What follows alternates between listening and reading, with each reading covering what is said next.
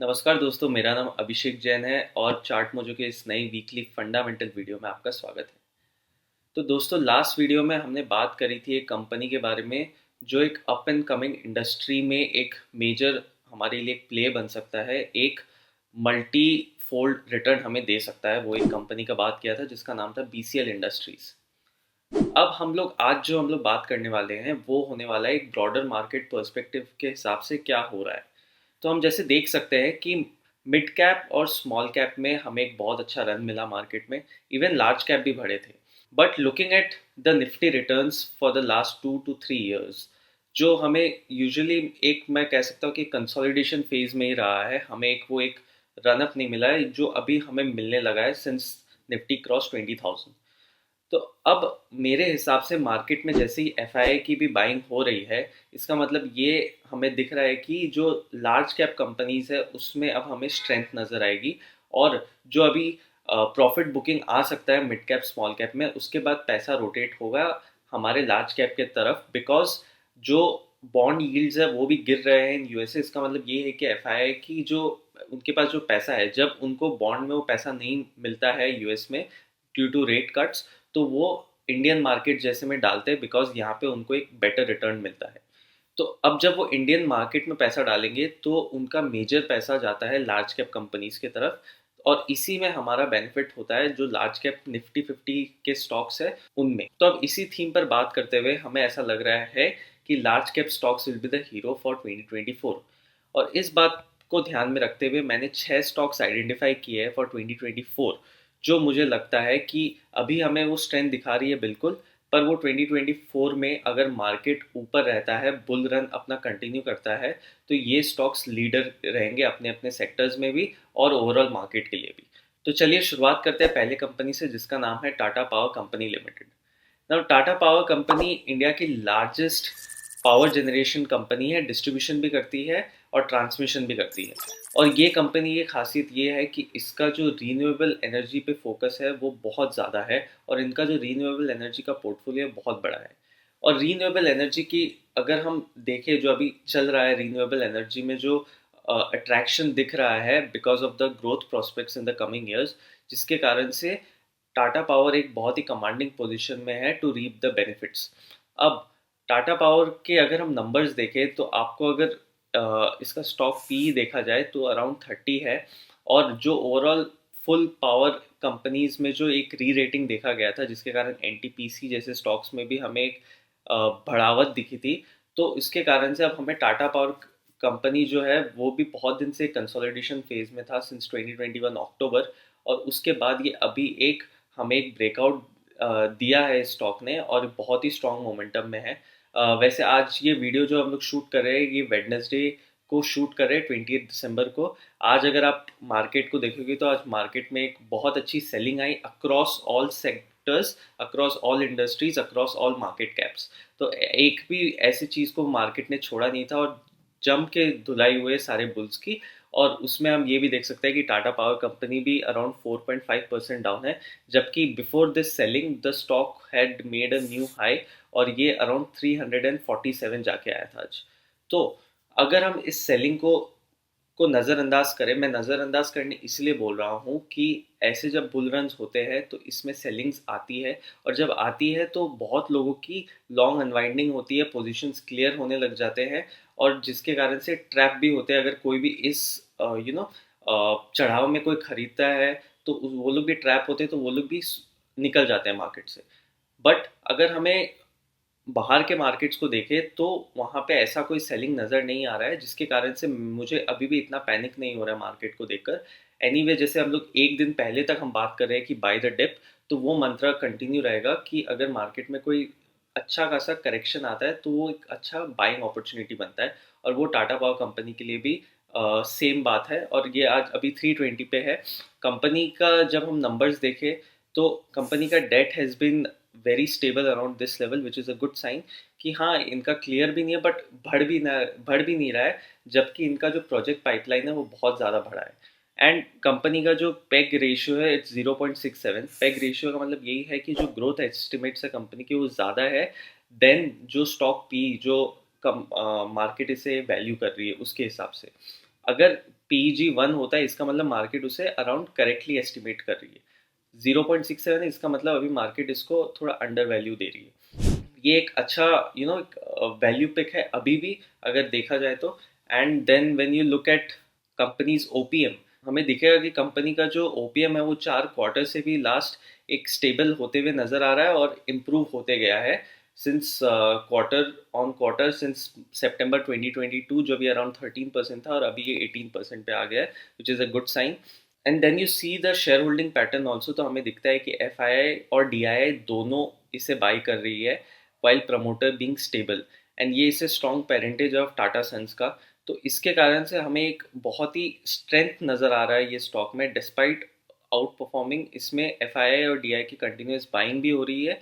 And then when you see the overall sector, जैसे हम देखते हैं कि पावर डिमांड कैसा है, जैसे कि कंपनी का खुद का मानना है कि जो पावर डिमांड है वो बहुत ज़्यादा इंक्रीज हो रहा है, ये उनके लिए बहुत अच्छी बात है। And then when you see the profit growth of the company, it is growing consistently quarter on quarter, which is a very good sign again. Company ने केपेक्स भी बहुत किया है और इनफैक्ट जो सेकेंड हाफ ऑफ FY 2024 है उसमें company बहुत अच्छा लेवल पे केपेक्स भी करने वाला है। Now moving on to the next company, जो नेक्स्ट कंपनी का नाम है रिलायंस इंडस्ट्रीज। जी हाँ, रिलायंस इंडस्ट्रीज, अगर आप रिलायंस इंडस्ट्रीज के चार्ट को अगर आप देखोगे तो आपको पता चलेगा कि बहुत ही स्ट्रेंथ में है ये since the recent low of 2300 odd.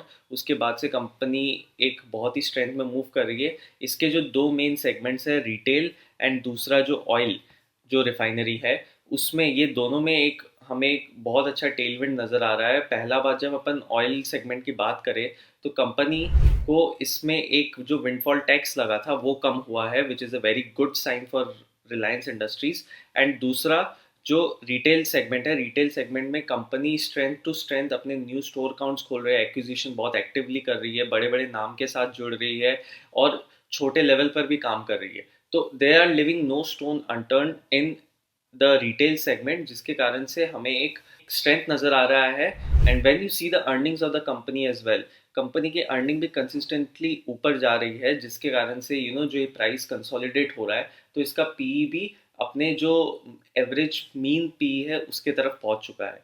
तो ये कंपनी अभी इस लेवल पे बहुत अट्रैक्टिव है एंड इसे यहाँ पे एक जो बाइंग हो सकती है, जो स्ट्रेंथ हो सकता है वो बहुत ज़्यादा आएगा। अगर FI की बाइंग होगी तो रिलायंस इंडस्ट्रीज डेफिनेटली उनके टॉप बाइंग लिस्ट में, जो उनका लिस्ट होगा उसमें नंबर 1 पे दिखेगा। नेक्स्ट जो कंपनी है वो है लार्सन एंड टूब्रो। ये ऑफकोर्स इसके आगे कोई है ही नहीं when we talk about construction and infrastructure development in the country. ये हमेशा बड़े बड़े प्रोजेक्ट्स में सबसे आगे रहती है, इनका एफिशिएंसी हमेशा से एक इंटरनेशनल लेवल पे रहा है और इनका जो प्रोजेक्ट डिलीवरी है वो बहुत ही बेहतरीन है। और कंपनी के पास बहुत सारे रेवेन्यू सोर्सेस है। पहला ऑब्वियसली इंफ्रास्ट्रक्चर है, जिससे इसे आधे से ज़्यादा इनका रेवेन्यू सेगमेंट जो सोर्स है वो वहीं से आता है। इनके पास हाइड्रोकार्बन से भी पैसा आता है। कंपनी फाइनेंशियल सर्विसेज में है, IT में है, डिफेंस में भी है। एंड रिसेंटली जो चंद्रयान 3 का लॉन्च हुआ था उसमें भी L&T का बहुत एक एक कंट्रीब्यूशन था, जिसमें हम ये देख सकते हैं कि कंपनी ने कुछ मैन्युफैक्चर किए थे कोई क्रिटिकल बूस्टर सेगमेंट्स और उसी को उसने सप्लाई किया था इसरो को। कंपनी का जो ऑर्डर बुक है वो बहुत ही ज़्यादा मैसिव है, 4.5 ट्रिलियन रुपीज़ का, और उसमें से 65% डोमेस्टिक और रिमेनिंग 35% इंटरनेशनल ऑर्डर्स है। कंपनी का जो पाइपलाइन है वो बहुत ही जल्दी जल्दी बढ़ रहा है। And also when we talk about this growth, इसमें ऐसा नहीं है कि उनका मार्जिन स्क्वीज हो रहा है, मार्जिन भी कंपनी काफ़ी अच्छे से सस्टेन कर पा रही है at the current levels. When you look at the debt of the company, हम ये देख सकते हैं कि अगेन प्रोजेक्ट्स बहुत ज़्यादा बढ़ रहे हैं पर डेट में अभी भी कंट्रोल है, which is a very good sign. And ROE और ROC नंबर्स भी काफ़ी सही है कंपनी के। And when you look at the interest rate, जो अब आने वाले समय में कहा जा रहा है कि एक डिक्लाइन हमें नज़र आएगा अक्रॉस द ग्लोब, कि हर कंट्रीज में एक डिक्लाइन दिखेगा और अगर USA स्टार्ट करता है तो उसे सब फॉलो करने लग जाएंगे। तब ऐसे कंपनीज को सबसे ज़्यादा फायदा होता है, क्योंकि इनके पास जो डेट होता है और ये जिस कैपिटल इंटेंसिव बिजनेस में है तो इनकी लैंडिंग की बहुत ज़्यादा काम होती है, उसमें इनका जो इंटरेस्ट है वो बचेगा, जिसके कारण से हमें एक इम्प्रूवमेंट नज़र आएगी इनके ओवरऑल कैश स्ट्रक्चर में। नेक्स्ट जो कंपनी है वो है HDFC बैंक। अब HDFC बैंक के बारे में हम हमेशा कहते हैं कि इसका अब समय आ गया है, इसका अब समय आ गया है। और जब भी एक ये रिट्रेसमेंट देता है तो फिर सबसे इसका भरोसा उठ जाता है, and people start comparing it with ITC again, कि आईटीसी की तरह वो लेगार्ड बन जाएगा और ये एक नया आईटीसी बन गया है, क्योंकि आईटीसी अब परफॉर्म करने लग गया है और ये अभी परफॉर्म नहीं कर रहा है। इसका ये कहना एक जस्टिफाइबल भी है, बिकॉज जो कंपनी का जो वैल्यूएशन है, प्राइस टू बुक वैल्यू अभी चल रहा है कंपनी का अराउंड 3.1, उस लेवल पे है जो कंपनी का आफ्टर द फाइनेंशियल क्राइसिस था। तो ये हमें बताता है कि कंपनी बहुत ही ज़्यादा अट्रैक्टिव वैल्यूएशन पे अभी मिल रही है, और ऐसा नहीं है कि कंपनी का नंबर खराब हो रहा है। There was a dip in the Q2 numbers that was primarily because of the cash reserve that they had to keep with the RBI। इसका मतलब ये है कि कंपनी को आरबीआई के पास कैश रखना पड़ रहा था, और वो गाइडेंस आई थी, पर अब उसे ख़त्म कर दिया गया है, और वो अब Q3 में हमें रिफ्लेक्ट करेगा कि इसका जो नंबर है वो Q2 के कंपैरिजन में बहुत ही स्ट्रांग होने वाला है। And if this play of FII pouring money in India comes into picture, तो HDFC along with Reliance will be the two beneficiaries, और इसमें हमें फिर वो एक मूवमेंट दिख सकती है। Next again continuing with the banking, और बात आता है स्टेट बैंक ऑफ इंडिया का। स्टेट बैंक ऑफ इंडिया का जो ऑपरेशनल वर्क है वो बहुत ज़्यादा एफिशिएंट होते जा रहा है, कंपनी के जो प्रॉफिट नंबर्स है वो बहुत बढ़कर आ रहे हैं। And again if you look at this, अगर हम इसे गवर्नमेंट की वो पिक्चर से हटा दें तो इसका जो current price to book value है वो बहुत अभी भी अट्रैक्टिव है। इनफैक्ट जबकि इतना रनअप दे दिया है उसके बाद भी ये बहुत ज़्यादा अट्रैक्टिव है।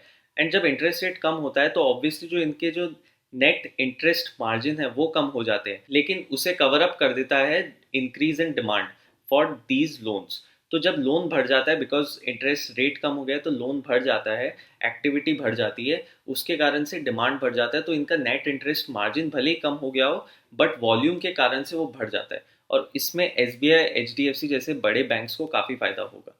And the last company is Ambuja cements. Ambuja cements के जो ROE ROC लेवल है वो इंडस्ट्री बेस्ट नंबर्स है। कंपनी का जो केपेक्स प्लान है फॉर 2030 वो बहुत ही ज़्यादा अच्छा है, और एक देर इज़ अंबुजा सीमेंट, उसके बाद गैप है, and then there is UltraTech, and then the rest, कि इनका जो केपेक्स प्लान है वो बहुत ही बेहतरीन है आने वाले समय के लिए।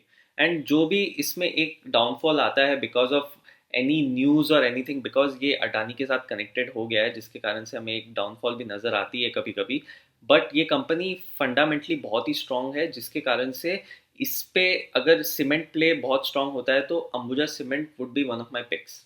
तो ये है 6 कंपनीज जिसमें हमारा फोकस रहने वाला है: Ambuja cements, SBI, HDFC, Reliance industries, Tata power and Larsen and Toubro. तो ये 6 कंपनीज है। इसमें हम देख सकते हैं कि कंस्ट्रक्शन के कंपनीज है, फाइनेंस के कंपनीज है, एनर्जी के कंपनीज है, और ये 3 थीम अब मैं इनडायरेक्टली आपको बता दिया कि ये 3 थीम पे हमारा फोकस रहेगा आने वाले साल के लिए। तो मैं आशा करता हूँ आपको आज का वीडियो पसंद आया होगा। पसंद आने से ज़रूर चैनल को सब्सक्राइब करें और कमेंट करें। अगर आपके पास कोई भी फीडबैक हो हमें ज़रूर बताइए। Till then take care and I will see you in the next weekend.